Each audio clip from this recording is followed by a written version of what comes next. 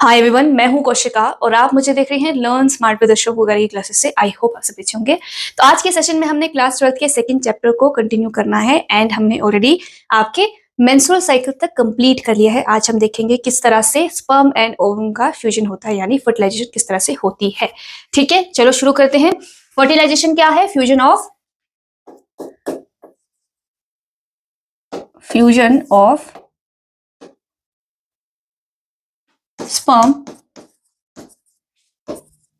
with ovum, यानी यहां पर फीमेल एंड मेल गैमीट जो है एक दूसरे के साथ फ्यूज होंगे तो फर्टिलाइजेशन कहलाएगा। ओके, तो अब यहां पर क्या होगा, जैसे ही मेल एंड फीमेल जो है इंटरकोर्स करेंगे, कोइटस करेंगे, तो जो मेल गैमीट है या फिर सीमन है, स्पर्म है, वो ट्रांसफर होगा पीनस से वेजाइना में। उस कंडीशन को हम क्या कहते हैं? उस प्रोसेस को हम कहते हैं इंसेमिनेशन। ओके, इंसेमिनेशन हो गई, स्पर्म जो है अब एंटर हो चुका है फीमेल रिप्रोडक्टिव सिस्टम में। स्पर्म स्विम करेगा और पहुंचेगा कहां तक? आपके सर्विक्स से यूट्रस, यूट्रस से फैलोपियन ट्यूब तक, जहां पर एम्प्यूला एंड इस्थमस के बीच का जो रीजन है जहां पर फर्टिलाइजेशन होती है वहां पर पहुंचेगा। ठीक है, लेकिन ओवम के साथ फ्यूज करने से पहले जो स्पर्म है उसे रेडी करना जरूरी है। अब यहां पर स्पर्म में कुछ चेंजेस आएंगे, तो उस चेंजेस को हम क्या कहते हैं? Capacitation of sperm.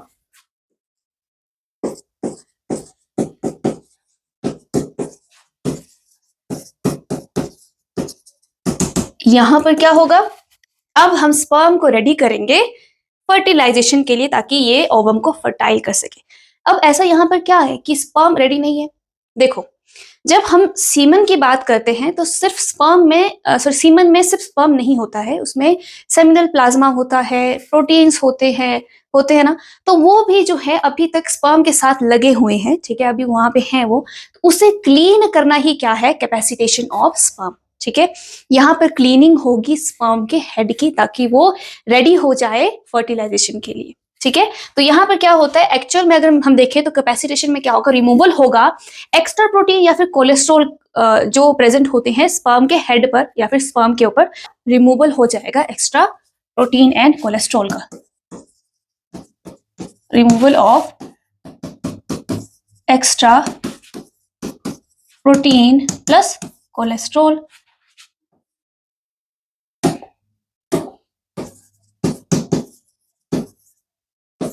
ओके, ठीक है, जो कि प्रोटेक्ट करते हैं स्पर्म को ड्यूरिंग ट्रेवल। अब यहां पर और क्या होगा? रिमूवल ऑफ सेमिनल प्लाज्मा होगा, मेम्ब्रेन चेंजेस होगी, हाइपर एक्टिविटी होगी, यहाँ पर मोबिलिटी जो है इंक्रीज हो जाएगी ताकि वो अच्छे से ओवम तक पहुंच सके। ठीक है, और अब जो है हमारा स्पर्म जो है क्लीन हो गया, हम ऐसे भी लिख सकते हैं क्लीनिंग ऑफ स्पर्म हेड। ठीक है, अब हमारा स्पर्म जो है रेडी हो चुका है अच्छे से नहा धोकर, ठीक है, फ्यूज करने के लिए। अब ओवम भी तो चाहिए, ओवम आएगा, और ये जो प्रोसेस होती है तभी हो सकती है जब जब स्पर्म जो है एंड आपका ओवम जो है साइमल्टेनियसली क्या होगा? एक साथ जो है ट्रेवल कर रहे हैं फैलोपियन ट्यूब, मतलब एक साथ जो है प्रेजेंट है फैलोपियन ट्यूब में। ठीक है, तभी जो है फर्टिलाइजेशन कंप्लीट होती है। ओके, अगर नहीं होगा, मान लीजिए स्पर्म नहीं आया, तो ओवम जो है नहीं फर्टाइल होगा, तो मेंसेस आ जाएंगे। ठीक है, और अगर ओवम नहीं आया, स्पर्म है, तो स्पर्म डीजेनरेट हो जाएगा, मर जाएगा, डेड हो जाएगा। ठीक है, ओके, फर्टिलाइजेशन नहीं होगी। अब जो है हम पहले देखेंगे स्ट्रक्चर ऑफ ओवम। ठीक है, एक बार हम स्ट्रक्चर देख लेते हैं, क्योंकि वहां पर कई चीजें हैं जिसके थ्रू जो है हम समझेंगे फर्टिलाइजेशन को। ओके, हम जो है डायग्राम देख लेते हैं एक बार। ठीक है, ये आपका डायग्राम है ओवम का। यहां पर आप देख पा रहे हैं कि हमने पढ़ा है कि जैसे ही सेकेंडरी oocyte जो है रिलीज होता है, तो उसके साथ गैफिन फॉलिकल का कुछ पार्ट वो भी आ जाता है, जिसे हम कहते हैं कोरोना रेडिएटा। तो ये पूरा जो है कवर करके रखता है ओवम को, और ये है क्या? ग्रैन्युलोसा सेल है। ठीक है, अब यहाँ देखिए, जो सेकेंडरी oocyte है वो खुद का एक प्रोटेक्टिव लेयर बनाता है, नॉन सेलुलर, जिसे हम कहते हैं जोना पेल्यूसिडा। ठीक है, जो कि किससे बना है? ग्लाइकोप्रोटीन से बना हुआ है, जो कि खुद सेकेंडरी oocyte बनाता है। इसीलिए प्राइमरी जो आपकी मेम्ब्रेन होगी वो है सेकेंडरी oocyte की जोना पेल्यूसिडा, ना कि कोरोना रेडिएटा, क्योंकि ये तो कहीं और से ही आया है। ठीक है, तो अब ये ओवम आ गया। ओवम के अंदर जो है ये क्या है, प्लाज्मा मेम्ब्रेन है, ठीक है, ये जो ओवम के न्यूक्लियस को सराउंड करेगा, ठीक है। और इन दोनों को, जोना पेलुसिडा एंड आपका जो प्लाज्मा मेम्ब्रेन है, इनके बीच में स्पेस प्रेजेंट होता है जिसे हम कहते हैं पेरिविटलाइन स्पेस। ओके, तो ये हमारा क्या है, पूरा स्ट्रक्चर है ओवम का। अब यहां पर जो है स्पर्म कोशिश कर रहे हैं एंटर होने की, ठीक है, जो कि मैं पूरा आपको समझाऊंगी डायग्राम बनाकर। ओके,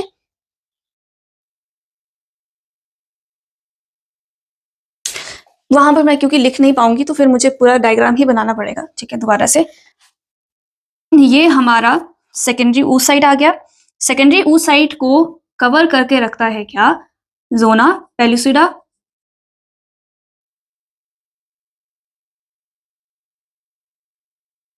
ठीक है। इसके अंदर अब जो है प्लाज्मा मेम्ब्रेन भी होगा क्योंकि सेल है, ठीक है, ओके, और न्यूक्लियस भी होगा, ठीक है। और इनके बाहर जो है हमारा ग्रेन्युलोसा सेल का पूरा लेयर एक होगा जिसे हम क्या कहते हैं, कोरोना रेडिएटा, जो कि कहां से आया है, ग्राफियन फॉलिकल से जो है आया हुआ है, ठीक है। अब हम इन्हें मेंशन भी कर लेते हैं, ये क्या है आपका कोरोना, एक मिनट,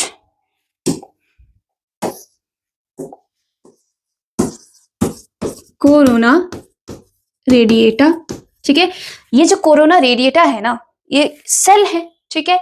जो सेल है वो एक दूसरे के साथ अटैच्ड है, किसकी हेल्प से, हाई एलुरोनिक एसिड की वजह से, ठीक है। तो हम यहां पर लिख सकते हैं कि सेल आर हेल्ड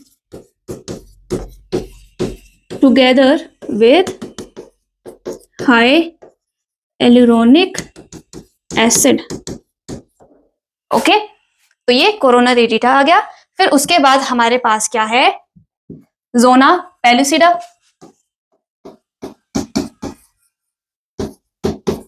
जो कि बना होता है किससे, आपका जो ये जोना पेलुसिडा है ना, ये प्राइमरी मेम्ब्रेन होता है, मतलब कि सिर्फ यही है जो है प्राइमरी मेम्ब्रेन होगी oocyte की। आप कोरोना रेडिएटा को as a membrane of secondary oocyte नहीं कंसीडर कर सकते, क्योंकि ये अलग ही जो है पोर्शन है या फिर पार्ट है जो कि किसका है, ग्राफिन फॉलिकल का है, ठीक है। ये सेकेंडरी oocyte का पार्ट नहीं है, तो इसीलिए जोना पेलुसिडा क्या है, प्राइमरी मेम्ब्रेन है, जो कि कैसी है, नॉन सेलुलर है एंड ग्लाइकोप्रोटीन से बनी हुई है, ठीक है। और कौन बनाता है, सेकेंडरी oocyte ही है जो इस लेयर को बनाता है, ठीक है।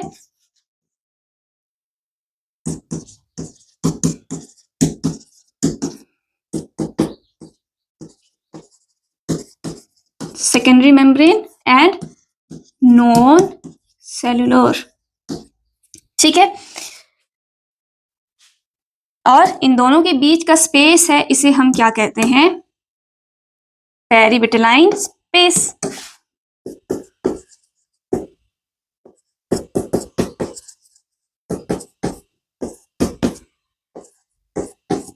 ठीक है। और ये क्या है, प्लाज्मा मेम्ब्रेन, ओके, और ये क्या है, न्यूक्लियस है, ठीक है। तो ये हमारा पूरा ओवम आ गया। इसको थोड़ा सा छोटा कर लेते हैं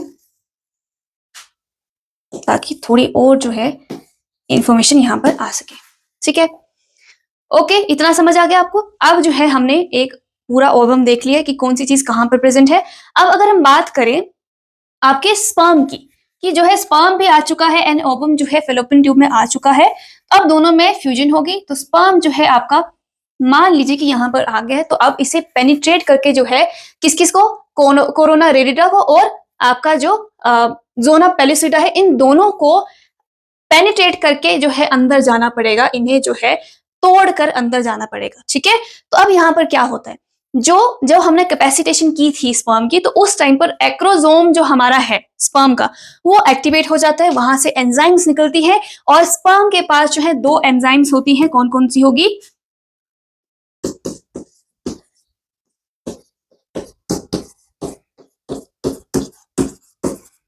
फर्स्ट क्या है, जो कि अटैक करेगा या फिर डाइजेस्ट करेगा किसे, कोरोना रेडिएटा को, और क्योंकि ये हाई एलुरोनिक एसिड से अटैच्ड होते हैं या फिर हेल्ड टुगेदर होते हैं, तो इन्हें ब्रेक करने के लिए हमें एंजाइम चाहिए, कौन सी, हाई एलुरोनिडेज। ठीक है, कौन सी, हाई एलुरोनिडेज।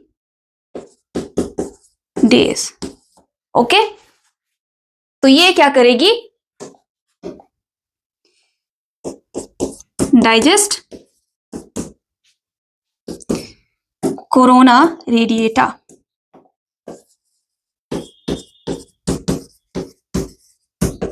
ठीक है, अब जब इसने हाई एलुरोनिडेज जो हमारी एंजाइम है स्पर्म ने रिलीज की है, तो उससे डाइजेस्ट हो जाएगा कोरोना रेडिएटा।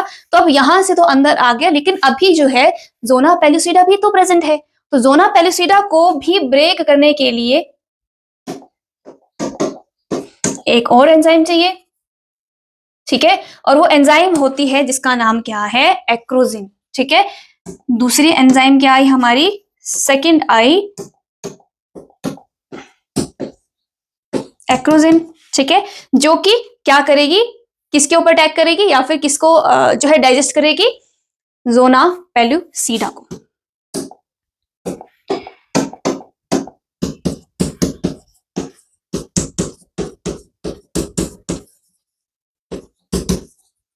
ओके, और जब ये दोनों एंजाइम्स काम करेंगी तो हमारा जो स्पर्म है वो एंट्री ले लेगा किसके अंदर,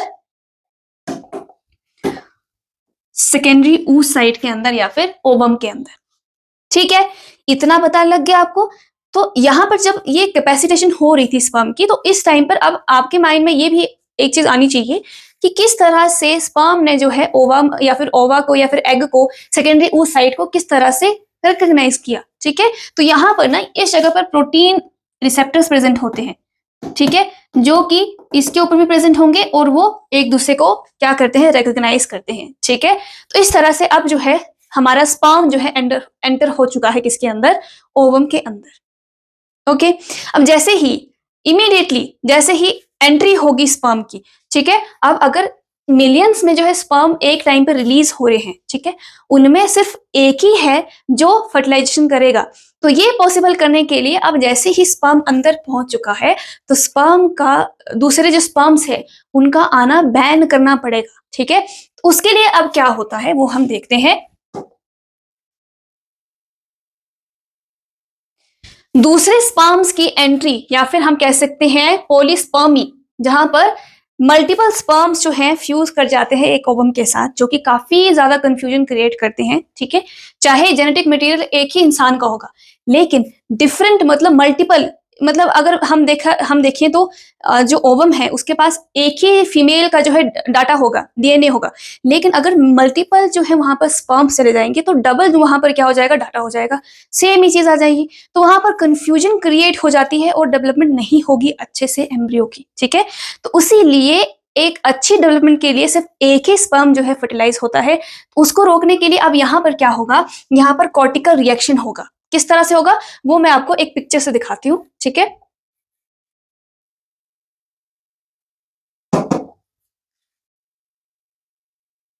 ओके, तो ये आपके लिए एक डायग्राम है जिससे कि आप कॉर्टिकल रिएक्शन को अच्छे से डिस्कस हम जो है कर पाएंगे, अच्छे से आप समझ पाएंगे। ठीक है, ओके, तो यहां पर पहले क्या हुआ, स्पर्म एंड ओवा का कांटेक्ट हुआ, तो स्पर्म का जो एक्रोसोम है उसने एंजाइम्स रिलीज की, एंजाइम्स ने डाइजेस्ट किया लेयर को और पेनिट्रेशन हो गई स्पर्म के हेड की और इसने रिलीज कर दिया न्यूक्लियस। ठीक है, अब जब ये हो गया तो जो सेकेंडरी oocyte है वो एक इंस्टेंट रिएक्शन ये करता है कि ताकि कोई दूसरा जो स्पर्म है वो साथ में एंटर ना हो जाए या फिर इसके बाद एंटर ना हो जाए, ताकि पॉलीस्पर्मी यहाँ पर ना हो। ठीक है, तो अब यहाँ पर आप देख पाएंगे जो प्लाज्मा मेम्ब्रेन है उनके नीचे ये कौन से कॉर्टिकल ग्रेन्यूल्स प्रेजेंट होते हैं, जो आप ये देख पा रहे हैं सर्कल जो हैं, इनके अंदर ग्रेन्यूल्स प्रेजेंट होते हैं किसके, कार्बन जो आपके कैल्शियम कार्बोनेट है। ठीक है, तो यहाँ पर क्या होगा, CaCO3 प्रेजेंट होता है। ठीक है, और जैसे ही एंट्री हो जाएगी तो ये जो ग्रेन्यूल्स हैं, ठीक है, ये CaCO3 को रिलीज कर देंगे, कैल्शियम कार्बोनेट को रिलीज कर देंगे किसमें, जोना पेलुसिडा में। ठीक है, या फिर लेयर में। तो ये जो लेयर है ये हार्ड होना शुरू हो जाएगा, क्योंकि कैल्शियम कार्बोनेट जो है हार्डनिंग करता है। ठीक है, वो काफी हार्ड होता है। उससे क्या होगा, पूरी जितनी भी लेयर है ये पूरी लेयर क्या हो जाएगी, हार्ड हो जाएगी। अब यहाँ पर क्या होगा, चाहे स्पर्म जो है कोई भी एंजाइम रिलीज करे, उससे अब डाइजेशन नहीं होगी, डाइजेस्ट नहीं होगी लेयर, और अब दूसरा कोई स्पर्म जो है एंटर नहीं कर पाएगा। ठीक है, इतनी सी बात है कि यहाँ पर कैल्शियम कार्बोनेट जो है रिलीज हो गया और पूरी की पूरी ओवा की वॉल जो है हार्ड हो गई। ठीक है, क्योंकि क्या है, ये कैल्शियम कार्बोनेट है और इस रिएक्शन को हम कहते हैं कॉर्टिकल रिएक्शन। ठीक है, इतना समझ आ गया। अब हम वापस चलते हैं। अब देखते हैं कि जब पेनिट्रेशन हो चुकी है तब क्या होगा। अब स्पर्म जो है पेनिट्रेट कर चुका है, स्पर्म का न्यूक्लियस जो है पेनिट्रेट कर चुका है, पहुंच चुका है ओवम के पास। पेनिट्रेशन होगी, ठीक है, पेनिट्रेशन होने की वजह से इंड्यूस होगा क्या होगा, यहां पर जो मियोसिस 2 थी सेकेंडरी oocyte की वो कंप्लीट हो जाएगी। ठीक है, क्या होगा, completion of meiosis 2 of secondary oocyte। अब यहां पर क्या होगा, सेकेंडरी oocyte जो है सेकेंड पोलर बॉडी रिलीज करेगा, बनाएगा। ठीक है, यहां पर क्या हो रहा है, यहां पर भी अनइक्वल डिवीजन जो है होगी। ठीक है, जिससे क्या हुआ, सेकेंड पोलर बॉडी निकली जो छोटी होगी और एक एग निकलेगा, या फिर हम इसे क्या कहते हैं, ओवम कहते हैं, या फिर ओटेड कहेंगे। ठीक है, क्या कहेंगे, ओवम या फिर ओटेड कहेंगे, जो कैसा होगा, हैप्लॉइड होगा। ठीक है, ये भी क्या है, ये भी हैप्लॉइड है। ठीक है, तो अब जो है यहां पर मियोसिस 2 कंप्लीट हो चुकी है, डिवीजन होगी तो एक सेकेंड पोलर बॉडी बनेगी और एक ओवम बनेगा, जो कि अनइक्वल डिवीजन है।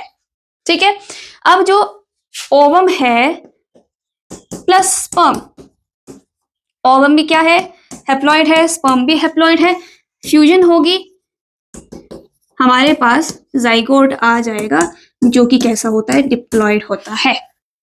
अब जैसे ही जाइगोट बन चुका है तो यहां पर यह भी डिसाइड हो जाएगा कि जो फीटस है या बेबी है वो फीमेल होगा या फिर मेल होगा। ठीक है, यहां पर सेक्स डिटर्मिनेशन हो जाती है जैसे ही ओवम के साथ स्पर्म फ्यूज होता है। ठीक है, जाइगोट बनता है। अब एक चीज यहाँ पर जो धारणा थी फीमेल को लेकर, जो स्टीरियोटाइप था कि फीमेल ही जो है रिस्पॉन्सिबल होती है कि बच्चा लड़का होगा या लड़की पैदा होगी। ठीक है, मोस्टली जो टारगेट की जाती थी वो की जाती थी जब जो फीमेल है वो सिर्फ बेटियां ही पैदा हो रही हैं, तो वहां पर फीमेल्स को काफी ज्यादा टारगेट किया जाता था कि नहीं, इन्हीं की गलती है, इन्हीं की रिस्पॉन्सिबिलिटी है, यही रिस्पॉन्सिबल है जिनकी वजह से बेटियां ही हो रही है। तो हमारे साइंस ने वो जो धारणा थी, स्टीरियोटाइप था, वो खत्म कर दिया है, तोड़ दिया है, क्योंकि यहाँ पर एक चीज प्रूफ हो चुकी है कि जो फीमेल है वो 0.1% भी रिस्पॉन्सिबल नहीं होती है सेक्स डिटर्मिनेशन में, उनका तो कोई भी रोल नहीं होता है। जो भी होगा, मेल होगा, फीमेल होगा, बेबी, वो डिसाइड होता है, या फिर रिस्पॉन्सिबिलिटी किसकी है, रिस्पॉन्सिबल कौन होता है, फादर होता है। ठीक है, कैसे हम देखते हैं। अगर हम बात करें फीमेल की, तो यहाँ पर फीमेल के पास एक्स क्रोमोसोम प्रेजेंट होता है, और मेल की बात अगर हम करें तो यहाँ पर X and Y 2 chromosome present होते हैं। ठीक है, तो जो ओवम बनेगा, एग बनेगा, उसके पास तो सिर्फ एक ही क्रोमोसोम होता है, और स्पर्म के पास भी। तो यहाँ पर क्या है, एक्स आएगा, क्योंकि ऑब्वियसली दोनों जो क्रोमोसोम है वो एक्स ही है, तो यहाँ पर वाई तो नहीं आएगा। ठीक है, लेकिन मेल में जो स्पर्म होगा, यहां पर क्या होगा, 50% स्पर्म जो कैरी करेगा क्रोमोसोम, वो एक्स भी हो सकता है, और 50% जो स्पर्म होते हैं, ठीक है, वो कैरी करते हैं वाई क्रोमोसोम। ठीक है, तो यहां पर एक्स क्रोमोसोम के साथ या तो एक्स आकर मीट करेगा, तो यहाँ पर हमारे पास फीमेल आ जाएगी। अगर एक्स के साथ वाई स्पर्म वाला क्रोमोसोम वाला स्पर्म आएगा, तो हमारे पास एक्स एंड वाई आ जाएगा, तो ये तो मेल हो गया। ठीक है, तो कहीं से आपको इनकी इन्वॉल्वमेंट लग रही है क्या, फीमेल तो बेचारी एक्स है, तो जो भी आएगा वो यहीं से आएगा, फादर की तरफ से आएगा। ठीक है, इसीलिए फादर ही रिस्पॉन्सिबल है कि सेक्स डिटर्मिनेशन क्या होगा, मतलब जेंडर क्या होगा किसी बच्चे का। ठीक है, तो अगर आगे से कोई ये कहे कि फीमेल जो है रिस्पॉन्सिबल है, क्योंकि कई फीमेल्स ने कही जो है चीजें सही हैं इन चीजों से, कई ऐसे भी थे जिन्होंने मतलब घर के बड़े थे जिन्होंने दूसरी शादी करवा दी ये सोचकर कि अब बेटियां ही पैदा हो रही हैं तो शायद दूसरी शादी करके बेटा पैदा हो जाए, बल्कि वहां पर तो सारी गलती मेल की थी। मेल की गलती भी नहीं कह सकते हैं क्योंकि यहाँ पर मिलियंस में आपके पास स्पर्म जो है रिलीज हो रहे हैं एक टाइम पर, तो ये भी खुद डिसाइड नहीं कर सकते हैं कि मेल होगी या फीमेल होगी। वो तो अब डिपेंड करता है कि कौन सा अच्छा स्पर्म है, कौन फास्ट स्पर्म है, वो जाकर फ्यूज हो जाएगा, वो चाहे फीमेल हो या फिर मेल हो। ठीक है, तो यहाँ पर दोनों की गलती नहीं है, ये एक नेचुरल प्रोसेस है। यहाँ कोई डिसाइड नहीं कर सकता कि मेल होगा या फीमेल होगा, लेकिन फीमेल को लेकर जो स्टीरियोटाइप था वो यहाँ पर अब खत्म हो चुका है। अगर आपके घर पे या आपके आसपास, मोस्टली अगर आपके जो घर पे हैं, अगर उनकी धारणा ऐसी है तो आप अब चेंज कर सकते हैं क्योंकि आपको रियलिटी पता है।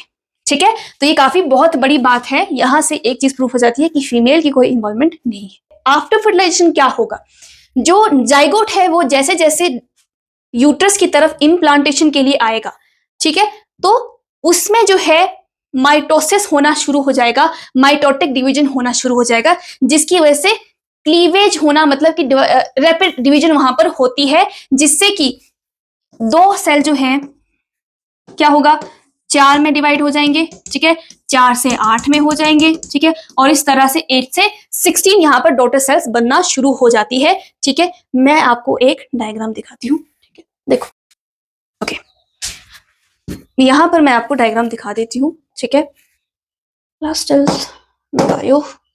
ये देखो, यहाँ पर क्लीवेज हो रही है, मतलब डिवीजन हो रही है, रैपिड डिवीजन यहाँ पर जाइगोट की हुई है। फर्स्ट जाइगोट ऐसा था, सेकंड डे सेल जो है 2 डॉटर सेल में डिवाइड हो गया, और डॉटर सेल्स को हम क्या कहते हैं, जो क्लीवेज के बाद आता है उसे हम कहते हैं ब्लास्टोमियर। ठीक है, ओके, फिर 2 से 4 हुआ, 4 से 8 हुआ, और 8 के बाद हमारे पास 16 सेल स्टेज होती है। यहाँ पर कितने सेल होंगे, 16 सेल यहाँ पर प्रेजेंट होते हैं, और इसे हम कहते हैं मोरुला। ठीक है, अब ये जो मोरुला है डे 5 में बनकर आएगा ब्लास्टोसिस्ट। ठीक है, तो ब्लास्टोसिस्ट को हम और क्या कहते हैं, ब्लास्टुला कहते हैं। ठीक है, जिसके अंदर 32 से लेकर 64 सेल्स जो है प्रेजेंट होते हैं। ठीक है, और ये जो आपका, एक मिनट, ये जो ब्लास्टुला है ना, ये डिवाइडेड होता है। ठीक है, जो सेल्स हैं वो अरेंज इस तरह से होंगे कि एक आउटर लेयर बनेगी जिसे हम कहते हैं ट्रोपोब्लास्ट। ठीक है, ओके, और बीच में जो है फ्लूइड फिल्ड कैविटी होती है, और इनर मास सेल में जो है सेल जो है डिवाइड हो जाते हैं, इस तरह से आ जाते हैं। ठीक है, इस तरह से अरेंजमेंट होती है सेल की। ठीक है, तो अब ये जो पूरी प्रोसेस है ये कितने दिन में कंप्लीट होती है, 7 डे में कंप्लीट होती है। ठीक है, ओके, और जो ये अब ये जो बन चुका है, ठीक है, ब्लास्टुला बन चुका है, अब जो जाइगोट है वो आकर यूट्रस पर इम्प्लांट होगा।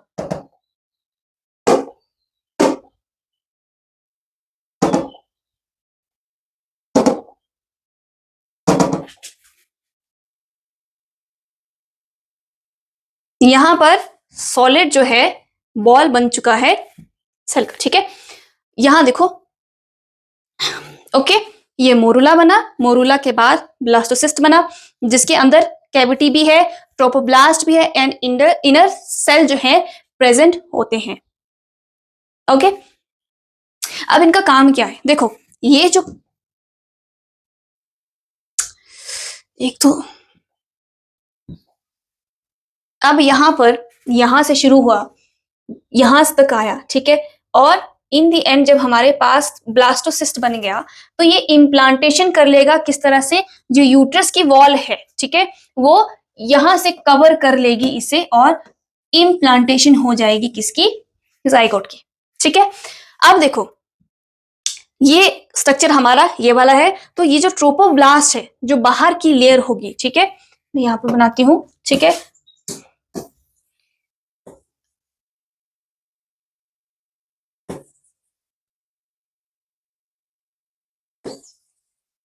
इस तरह से सेल यहाँ पर प्रेजेंट होंगे, ये कैविटी है,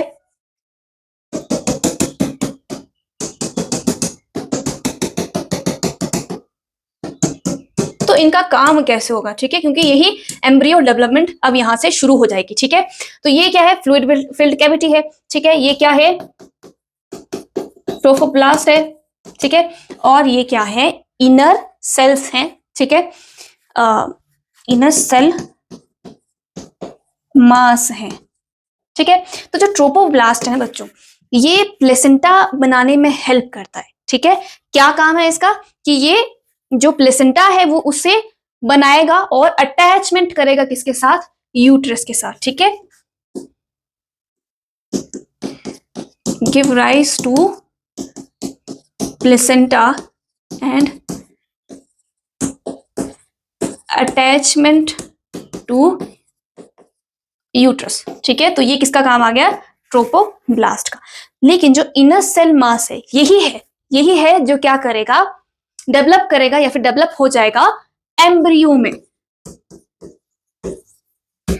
डेवलप्स इनटू एम्ब्रियो, ओके। तो इनर मास है वो जर्म लेयर, इनके अंदर क्या होता है, जर्म सेल्स प्रेजेंट होते हैं, ठीक है, जो कि क्या बनाएंगे, 3 जर्म लेयर बनाएंगे। कौन कौन सी, एंडोडर्म, एक्टोडर्म एंड मीजोडर्म, जो कि बाद में क्या करेंगे, एम्ब्रियो पूरा बनाएंगे, ठीक है, यहीं से बेबी बनेगा। तो अब ये पूरा जो प्रोसेस हो चुका है, अब इम्प्लांटेशन जो है हो चुकी है किसकी, जाइगोट की, ठीक है। जाइगोट की जो है इम्प्लांटेशन हो गई है, तो वो लीड करती है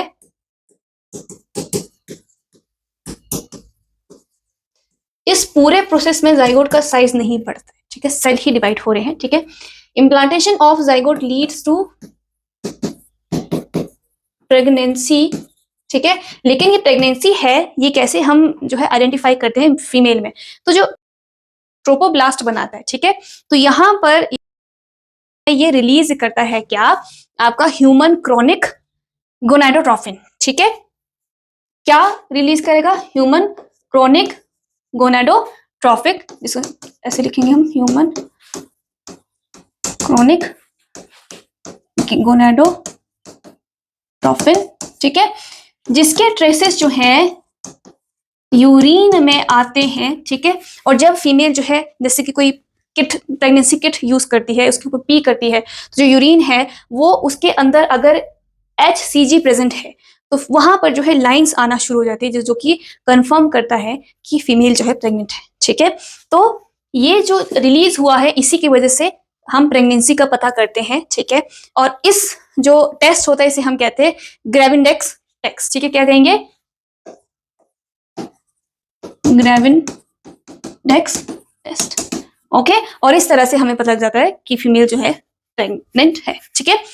तो आज बच्चों हमने फर्टिलाइजेशन की पूरी प्रोसेस जो है कंप्लीट कर ली है। नेक्स्ट में हम अब देखेंगे किस तरह से प्रेगनेंसी होती है और हमारा एम्ब्रियो जो है डेवलप होता है, ठीक है। तो आज के इतना ही। अगर आपको ये वीडियो अच्छी लगी हो, अगर आपको इन्फॉर्मेटिव लगी हो, तो वीडियो को लाइक करना ना भूलें, कमेंट करना ना भूलें, शेयर करना ना भूलें, और साथ में अगर आप नए हैं तो हमारे चैनल को सब्सक्राइब कर लीजिए, बेल आइकन को दबा दीजिए। मिलते हैं नई वीडियो के साथ, तब तक के लिए थैंक यू।